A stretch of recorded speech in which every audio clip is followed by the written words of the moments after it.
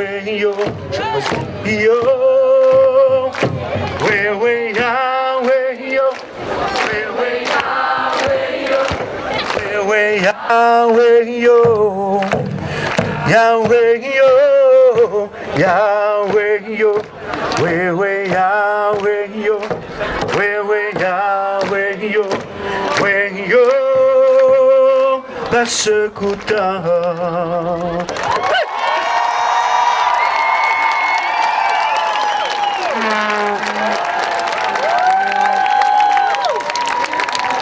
Merci, est-ce que maintenant, qu'est-ce que le check? Merci infiniment à tout le monde. Alors, on va donner la parole aux autres groupes.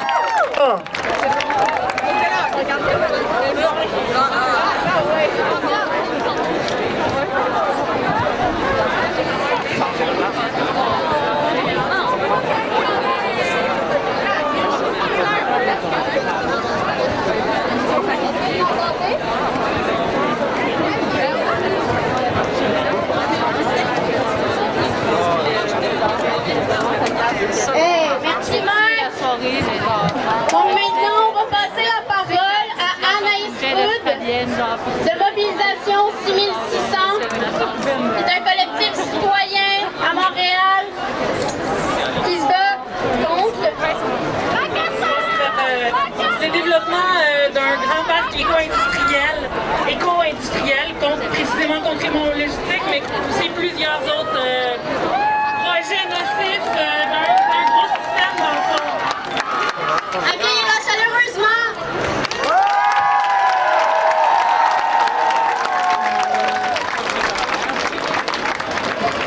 Salut, merci.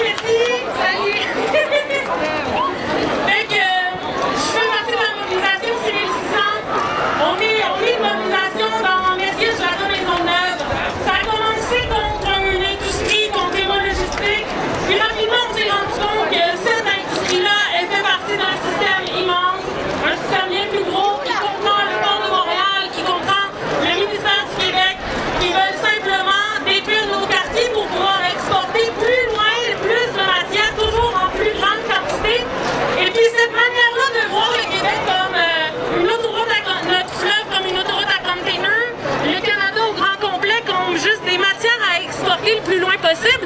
C'est comme ça que l'économie s'est toujours fondée, mais c'est rendu, c'est plus vivable, on peut plus survivre de cette manière-là. Et nous, on se bat à petite échelle dans notre quartier. Je vous encourage à faire la même chose dans chacun de vos quartiers, dans chacune de vos communautés, parce que ce système-là est énorme. Ils vont vouloir nous décrédibiliser, puis ils vont utiliser des manières de lobbyisme énormes pour faire passer les écologistes pour les terroristes, alors que ceux qui détruisent vraiment, ceux qui créent vraiment la terreur, c'est ces industries-là, c'est ces gouvernements-là.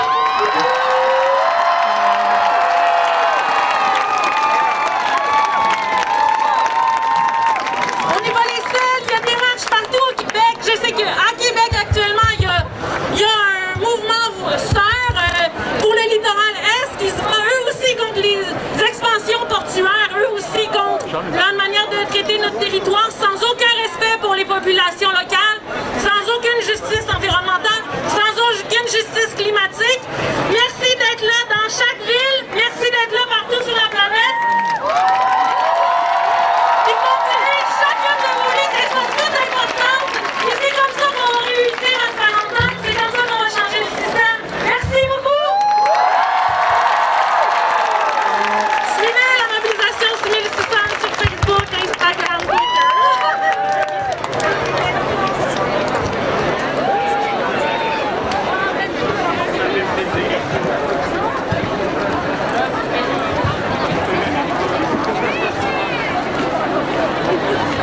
OK, merci. Comme vous savez, on se rend dans une trajectoire à 4 degrés de réchauffement planétaire, ce qui pourrait peut-être dire jusqu'à 6 degrés de réchauffement pour le Canada. Ça veut dire qu'il va y avoir des milliers, si ce n'est pas des millions de personnes qui vont migrer parce que ça sera juste plus viable dans leur pays. Donc, j'invite Samira Jasmin du collectif Solidarité sans frontières à venir nous parler de justice migratoire.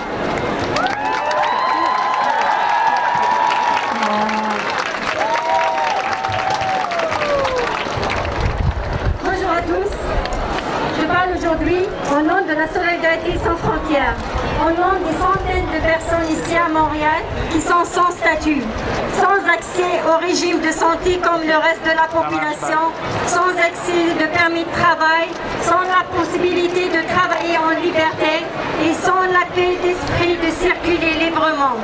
Solidarité sans frontières est un réseau impliqué dans les luttes immigrantes, actif à Montréal depuis 2003. Nos revendications principales sont l'arrêt des déportations, des détentions et des doubles peines, ainsi que la mise en place d'un programme de régularisation continu, inclusif et complet. Ça veut dire un statut pour tous et toutes. Nous militons aussi bâtir une cité sans frontières. Si on est ici, parce que nos pays sont ravagés. Ils sont ravagés par les siècles de colonisation et qui se recoupent avec l'impérialisme, ainsi que le néo-impérialisme et capitalisme, ce qui continue à ravager nos pays. Nous sommes ici de partout dans le monde, des individus et des familles qui tentent de soigner pour échapper aux conflits militaires, à l'oppression politique, à l'extraction des ressources et au changement climatique.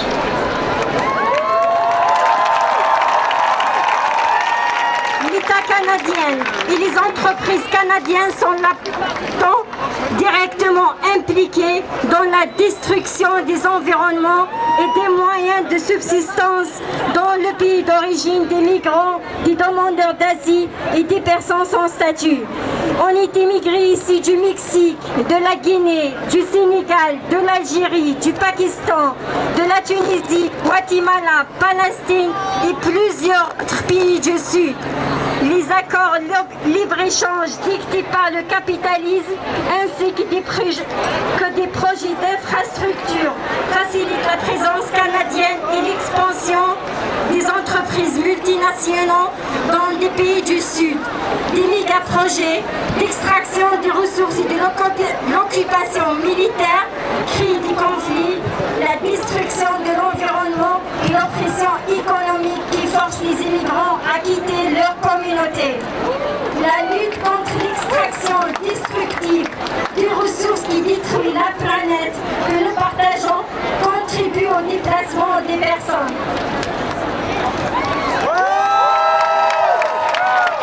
Aussi, les changements climatiques ont déjà forcé plus de 30 millions de personnes à migrer en 2019 selon l'Agence des Nations Unies pour les réfugiés.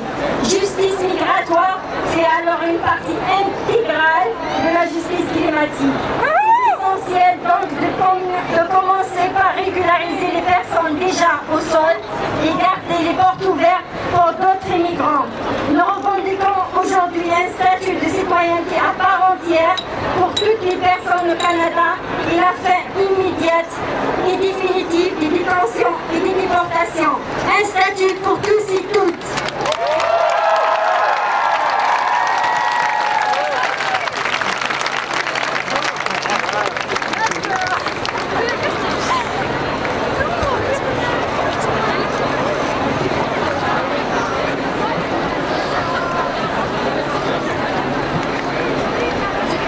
Finalement, on va conclure le discours avec des membres de la planète Savite en santé, puisque la crise de la COVID, avec la crise de la COVID, on peut s'imaginer maintenant c'est quoi un revirement de société, arrêter l'économie pour vraiment faire une gestion de crise, et c'est ça qu'il nous faut pour les changements climatiques.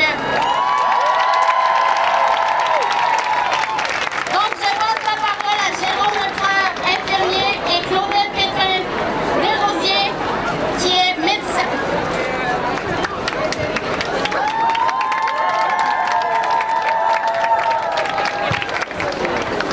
Bonjour tout le monde.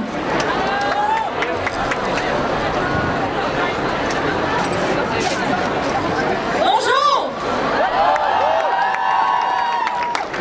Moi c'est Jérôme.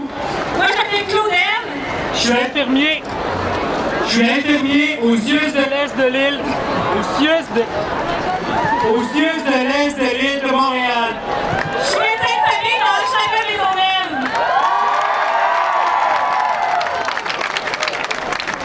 fait partie du collectif La Planète Saint-Rite en santé. Et je suis présidente de l'Association québécoise des médecins pour l'environnement.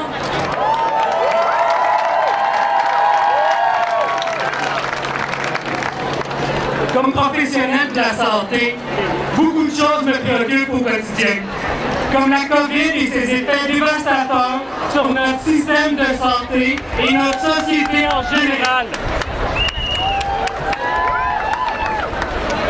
Il y a aussi l'accès aux services de santé mentale ou la disponibilité d'aliments frais, bio et abordables dans les quartiers défavorisés.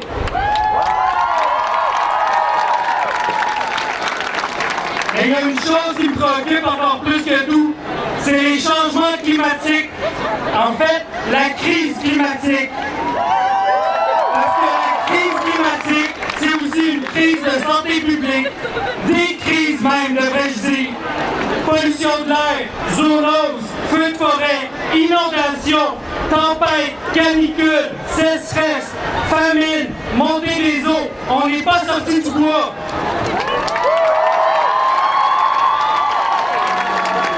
Lorsque je regarde comment notre réseau de la santé a été mis KO par la COVID-19, je me demande comment on va faire pour affronter cette succession infinie de catastrophes. Alors, c'est quoi le plan?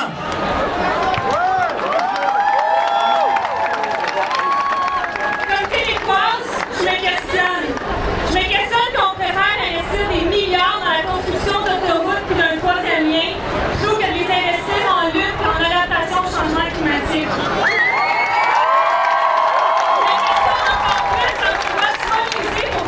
Des projets qui sont néfastes pour l'environnement, comme GNL Québec. Puis je me questionne qu'on cherche à transformer des milieux naturels en des projets industriels polluants, comme c'est le cas en ce moment dans la Chalain-Maisonneuve. Puis je me questionne encore plus, car je constate que c'est pas tout le monde qui a accès à la même couverture d'arbres dans notre quartier, puis qu'on continue d'accepter que des gens qui vivent dans des silos de chaleur, puis ces silos de chaleur-là sont mortels. C'est pas un plan, ça. C'est pas suffisant.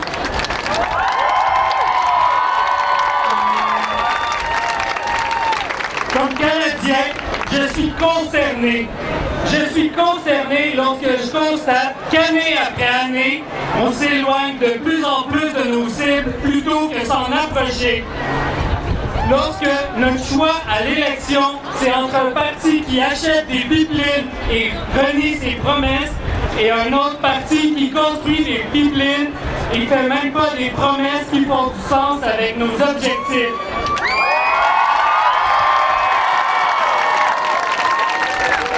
Nos communautés autochtones sont en quête d'eau potable, alors que les subventions coulent à flot pour les pétrolières.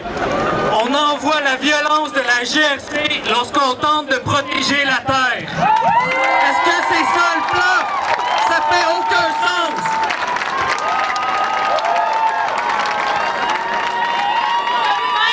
J'ai peur, parce que j'ai peur de nous voir nous diviser alors qu'on n'a jamais eu autant besoin de se rassembler et de collaborer.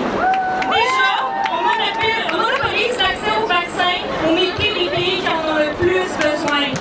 J'ai peur qu'on reçoive les réfugiés climatiques et qu'on ignore les famines. J'ai peur pour notre santé planétaire. Alors je répète, c'est quoi le plan? Chacun pour soi? Ouais, good job! Enfin, comme père de famille, j'espère qu'ils vont pouvoir respirer un air sain. J'espère qu'ils vont pouvoir faire des plans, et s'émanciper. J'espère qu'ils vont pouvoir voir la beauté du monde. Mais j'ose croire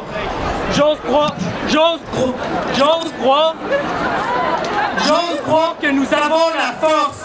J'ose croire que 100 000 étudiants en grève aujourd'hui sauront nous donner l'énergie.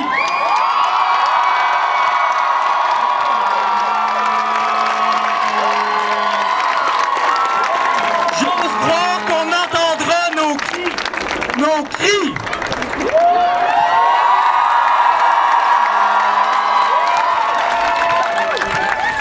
J'ose croire que pour notre propre santé, on va se relever les manches, puis se rappeler que la crise sanitaire, la crise climatique, c'est avant tout une crise de santé. Qu'on va attaquer les questions de front, puis ça sans demi-mesure. Parce que c'est ça qu'il faut, enfin. Se permettre de remettre en question nos modes de vie, d'ouvrir la place à des changements de fond dans notre société. Il nous faut un plan, puis le plan est assez clair, il y a même 220 revues médicales à travers le monde qui l'ont dit. Limiter le réchauffement climatique à 1,5 degré, restaurer la nature, puis protéger la santé. Puis ça, mais le faire de façon urgente.